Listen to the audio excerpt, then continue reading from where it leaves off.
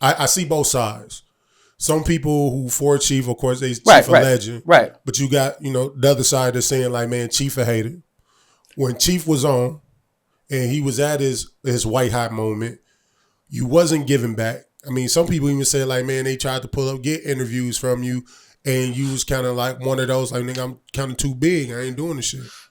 Like, when you look back, is there anything that you wish you could have handled differently at your white hot moment that could have made things a little bit smoother for you now? For what? I just gave you the read. They say I ain't do nothing to put nobody on.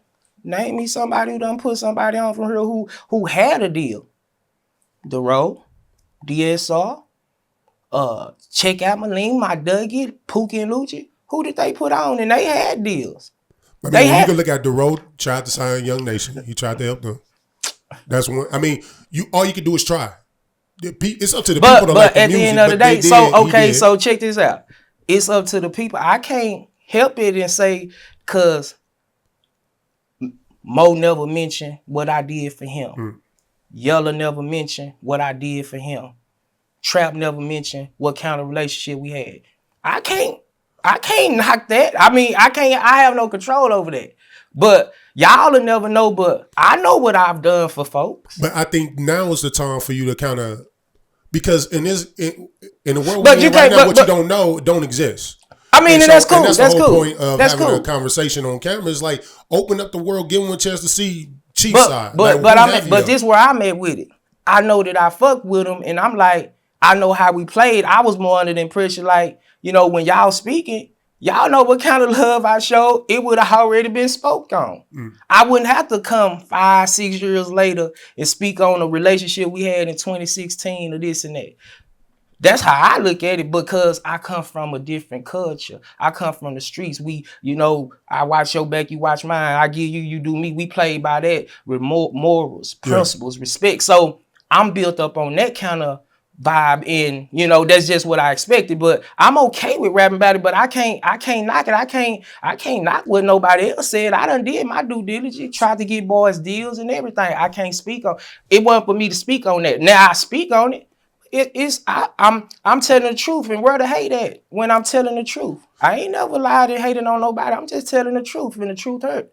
I look at it like, well, I think what you should do in this moment is define what's help to you, because this is the thing, right? Everybody talk about putting the city on, putting the artist on, helping artists. But my definition of helping the artist may be different from your definition. So when you saying you help an artist, because it's different than my definition, I may not see it because your definition of help doesn't match what I see help. So help us understand for Chief, when it comes to helping the artist or supporting the city, how did Chief himself support and help artists in the city, like specifically? For one, Chief already, when I came up, it really wasn't no other rappers on my side of the town.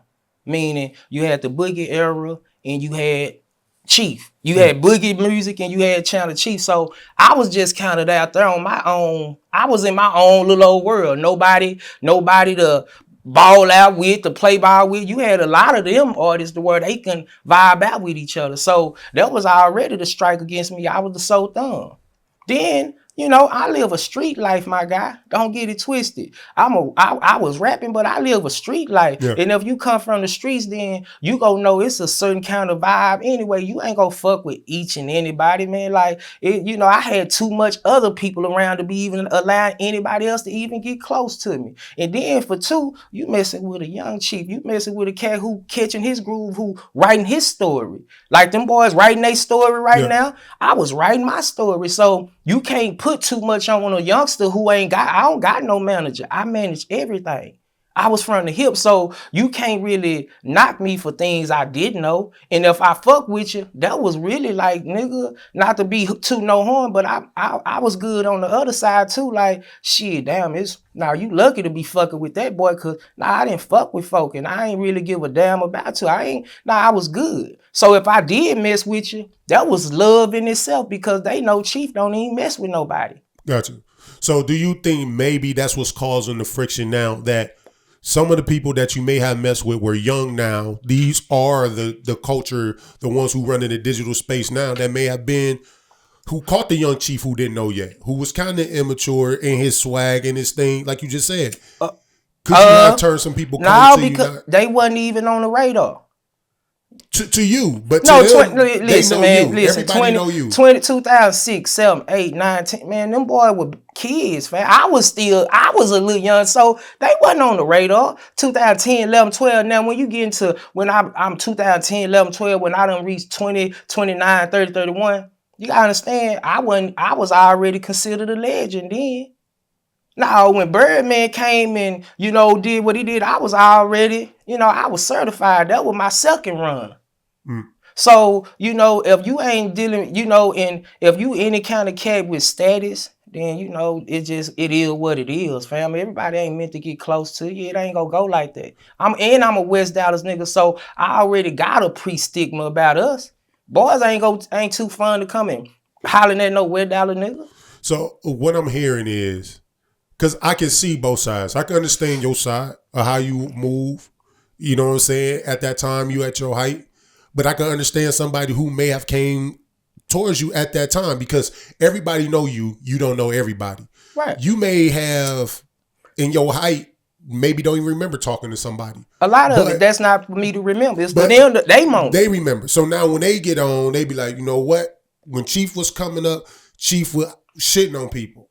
This is their perspective. What shit? And now here comes what shit? But what I'm saying is that's subjective to them. They have their own personal right to decide what's shitting on them to them. Okay. You know what I'm saying? You so right. They may have felt like you shitted on them. Right. And they got this disdain. And now here go Chief coming down because Chief is a legend, but he's not in his white hot moment no more. And now Chief is, still pushing his music, got a podcast and documentary coming. And you reaching out to these young boys like, hey, well, I'm not getting posted, but when these young dudes sitting here like, nigga, you shitted on me. You don't remember, but I remember. And so now the legend status don't mean shit to them. So check this out. They weight don't mean shit to me. I just told you, y'all ain't gonna make nor break me, fam. I'm good regardless. It was just like with the DJ and y'all ain't the only ones. It's levels to it. No, it's big level. You boys on level. No, it's these boys in Dallas niggas ain't getting no main A-list artists coming through fucking with them. So don't get it twisted. I'm not tripping on how they feel.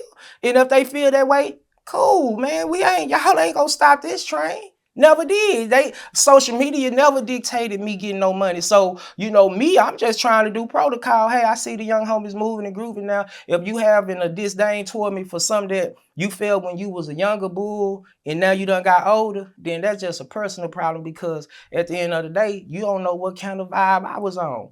You don't know what I was going through in my lifetime at that time, but you just taking your personal feelings and that's what you're going off of, and I can't knock that. But being that you could because I had that same vibe with DOC.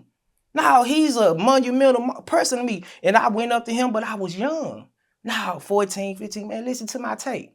He didn't give me no kickback, no nothing. We in the projects. I'm like, man, FDOC, whoopty whoop, whoopty whoop. That nigga got me fucked up. I was in my feelings all the way into my 20s. So every time I used to see him, I would give him a hard time. Yeah, nigga, this my city. You didn't show me no love. But when I got older and the tables turned, and I was like, people like how you saying how people coming, and I was like, man, I just didn't know DOC was probably 21, 22. Yeah. Life going fast. He ain't knowing that he was finna be on the box and this big and people would go love him. I didn't understand it at that time. It took for me to get older and live and go through some things and the tables turn where my status where, you got boys coming up to me and, you might catch me in the club and you want to talk to me, but I'm in the club, bro. I got 14 niggas around me. I'm trying to holler at a honey and you want to say, whoopty whoop, and this just not the time, and that time probably was your only time and your last time, and you just stuck on that moment.